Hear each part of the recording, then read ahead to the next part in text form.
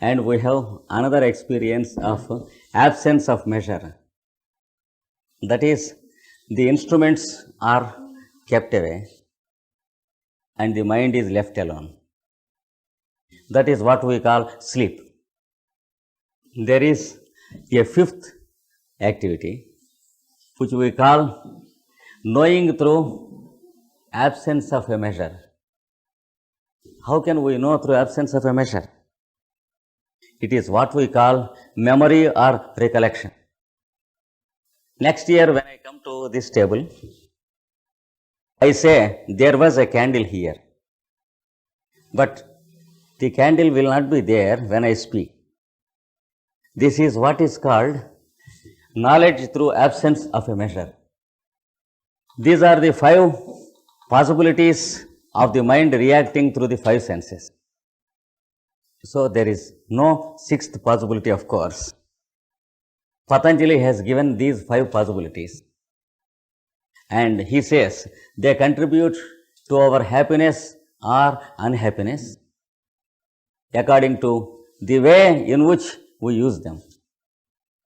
If we know how to use them, they contribute to the happiness. If we do not know how to use them, we live a mundane life of mixed values, unhappiness sometimes mixed with happiness. But when we proceed in a scientific way, we will have a mastery over the use of these instruments. How to practice? 2 steps are at first prescribed. One is proposed awareness. That is, when you propose that you want to live happily and you want to know what happiness in its real sense is, you want to know the real mechanism and the structure and the functioning of the mind. And when you propose to live in the world of realities, you have to continuously propose to yourself that you should know the real thing. You should make a true and scientific use of the apparatus, and that you should live in the real yourself.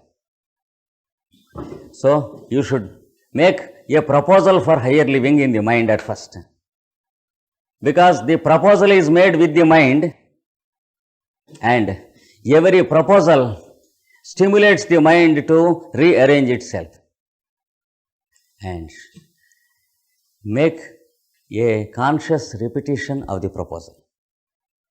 That is, continuously, whenever you begin any action, you propose to yourself, I should do this work with a better knowledge of facts. I should spend my time in a more meaningful way, and let me try to understand how to do it better, how to do it organized. So, let me be more skillful to know more. Like this, you go on making continuously the proposal to become better.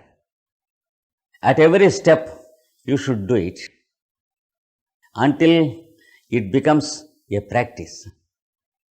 Practice does not mean automatic, but a continuity of awareness. This is one thing he proposes. And the other thing is practice an attitude of detachment.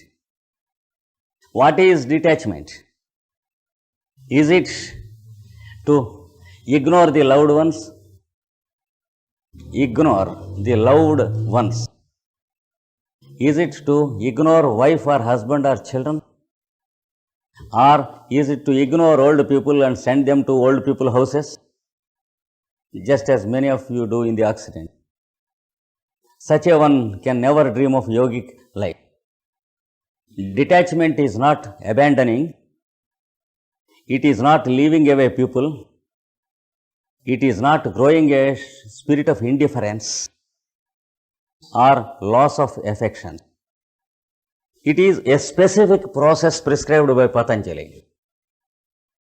We have seen how things are forcing themselves upon the mind. You should be able to make a detachment of that enforcing of environment. How? Many people are mistaken. If there is something attracting to my eye, if I am to practice detachment, am I to mentally propose that I should not see it or that I should not think of it? That means I am thinking of it.